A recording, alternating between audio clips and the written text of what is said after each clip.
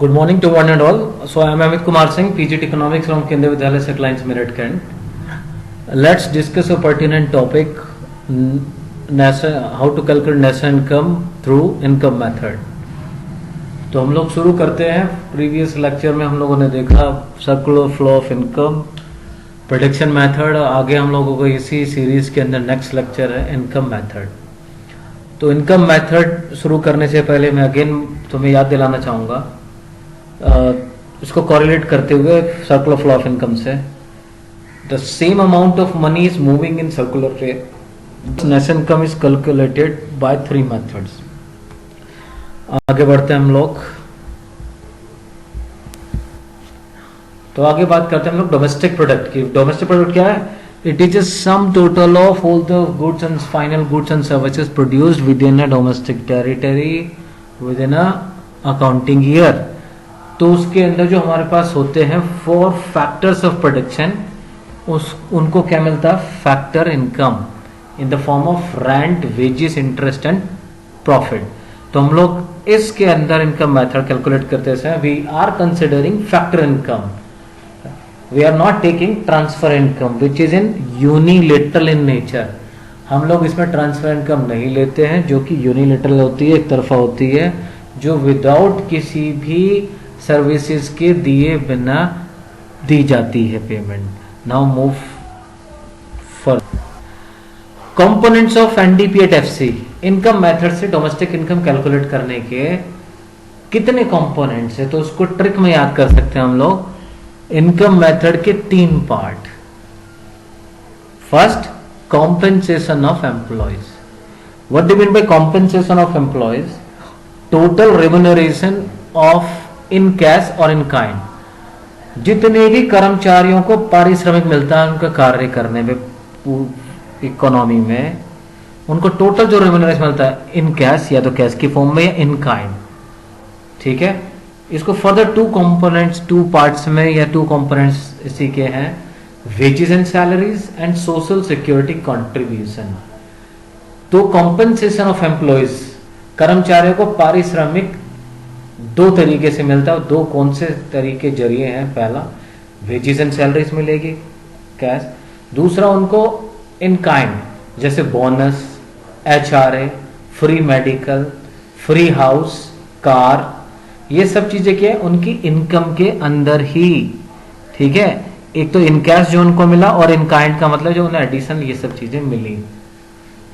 दूसरा आता है सोशल सिक्योरिटी कंट्रीब्यूशन. सामाजिक सुरक्षा में, समाज में सुरक्षित रहने के लिए उस पोस्ट, उस कैडर में उनको एडिशनल बेनिफिट्स मिलते हैं बाय एम्प्लॉयर. रेड कलर से अंडरलाइन किया गया, बाय एम्प्लॉयर. जहां वो जॉब करते हैं उनका एम्प्लॉयर जिसने नौकरी पर रखा वो जब पे करे, जैसे प्रोविडेंट फंड में पैसा उनका कटता हो या एम्प्लॉयर ने इंश्योरेंस फैसिलिटीज दी हो. तो कॉम्पेंसेशन ऑफ एम्प्लॉयज के फर्दर 2 कंपोनेंट्स हैं, wages and salaries and social contribution by employer. Now move ahead. Components of NDP at FC. NDP at FC domestic income को बोलते हैं. इसके 4 जो सेकंड पार्ट है उसको हम लोग देखते हैं. जैसे हम लोगों ने देखा इनकम मेथड के 3 पार्ट. पहला हो गया कॉम्पेंसेशन ऑफ एम्प्लॉय. सेकंड हम लोग देखते हैं ऑपरेटिंग सरप्लस, जिसके 4 सब पार्ट्स हैं. What do mean by operating surplus? अभी हम लोगों ने देखा कौन सी फैक्टर इनकम जो किसको मिली? एम्प्लॉइज को मिली. यहां पर है sum of rent, royalty, interest and profit. जितने भी साधन हमने लगाए उनके बदले में मिलने वाला, ऑपरेट करने के बाद उनके बदले में मिलने वाला जो भी हमारे पास में sum of rent, royalty, interest, profit होगा उसको बोलते हैं operating surplus. Now discuss one by one. Rent, amount receivable by landlord from tenant.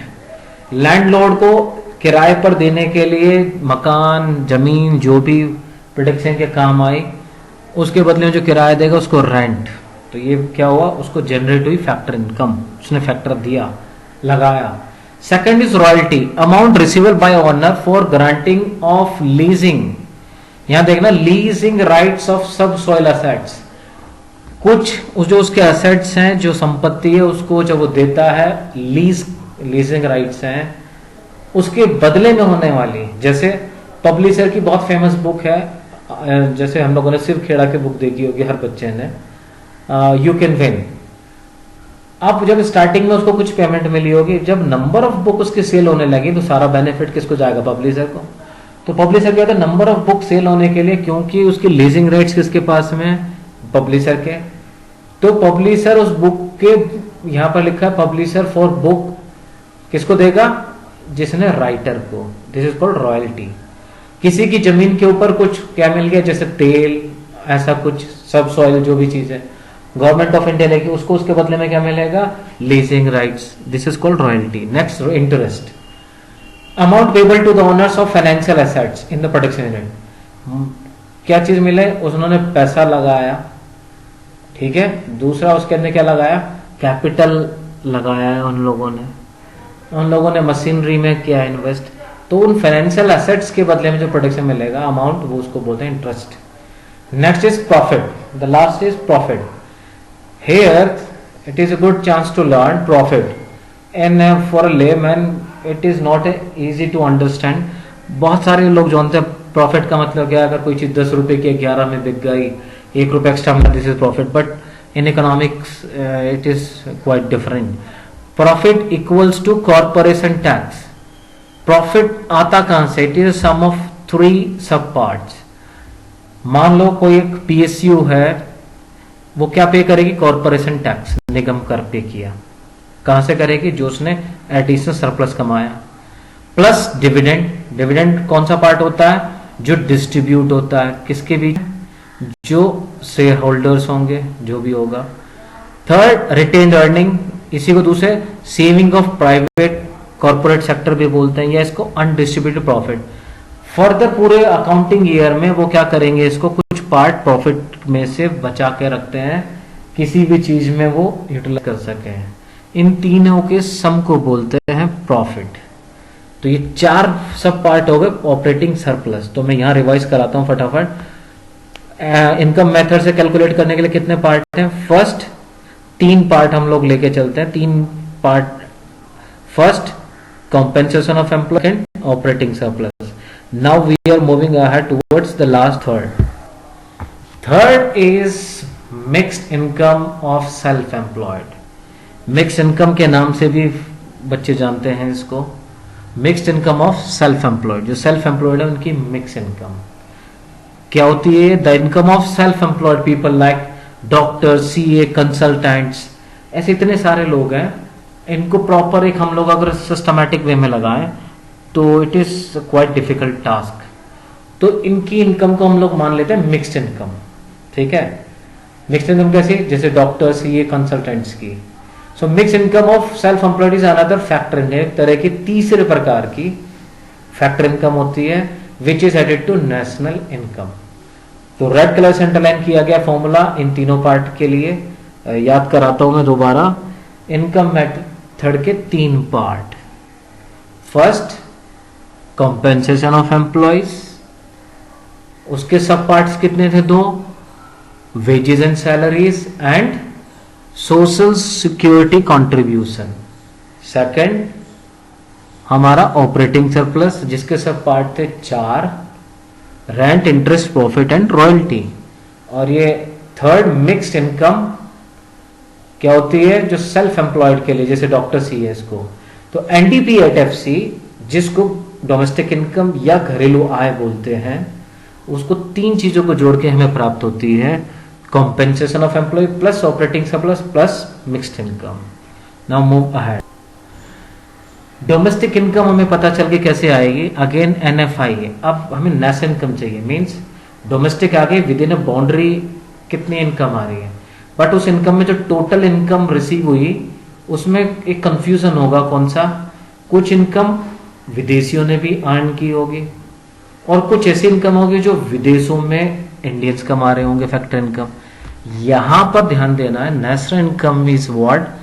Nationals जो फैक्टर इनकम क्या कर रहे हैं? जनरेट, उसका एस्टिमेशन है। तो यहां पर डोमेस्टिक इनकम में कौन सा पार्ट? जो इंडियंस ने किया, इंडियन रेजिडेंट्स ने किया है, रादर टू से this, plus net factor income from abroad, जो विदेशों में इंडियंस क्या कर रहे हैं, जो रेजिडेंट्स, जो इंडियन रेजिडेंट्स है क्या कर रहे हैं, वो इनकम जनरेट हो रही है, उसका पार्ट हम लोग यहाँ इंक्लूड करेंगे अपनी उसमें। तो डोमेस्टिक इनकम प्लस एनएफआईए को फर्दर हम लोग स्टडी करना चाहें, फीटा माइनस फीफा, मतलब दो पार्ट क्या, फैक्टर इनकम टू अब्रोड का मतलब जो इंडिया में विदेशियों की है उसको बाहर भेज देंगे, माइनस करते हैं इसको, फीफा मीन्स जिसको ऐड करेंगे ना, मूव अहेड। तो national income by income method क्या हुई, एनडीपी एट एफसी और domestic income equals to COE plus OS plus MI, compensation of employees plus operating surplus plus mixed income, और national income जिसको NNP at FC के नाम से जानते हैं। नेशनल इनकम का नाम बच्चों याद रखना, it is very important, NNP at FC. तो कैसे आएगी ये, एनडीपी एट एफसी में एनएफआई ऐड करने से नेशनल इनकम हमें मिल जाएगी नेशनल इनकम में। इस वीडियो को 2 बार देखें, आपको इजीली समझ में आ जाएगा ना, मूव अहेड। प्रिकॉशंस क्या ध्यान रखें, सावधानी क्या बरतें इसके लिए। तो यहां पर जो फोटोग्राफ में दिख रहा हूं उससे एडिशनल में 1-2 चीजें बताना चाहूंगा। इनकम जो जनरेट होती है, ब्लैक मनी भी, गलत तरीकों वाली इनकम, उसको नहीं लेते हम लोग। इलीगल मेथड से रिसीव की गई इनकम, उसको भी नहीं लेते हैं। इंटरमीडिएट गुड्स और ये सब चीजें, सेकंड हैंड गुड्स को बेच के जो मिलती है उसको भी हम लोग खरीदते हैं, बेचते समय, जहां भी ऑपरेट करते समय होगा, उसको भी नहीं लेते हैं। Now move ahead. Thank you for watching this. I am Amit Kumar Singh, PGT Economics. If you have any kind of doubt, you can send a mail to me on my email address, which is mentioned in the red color. Thank you very much.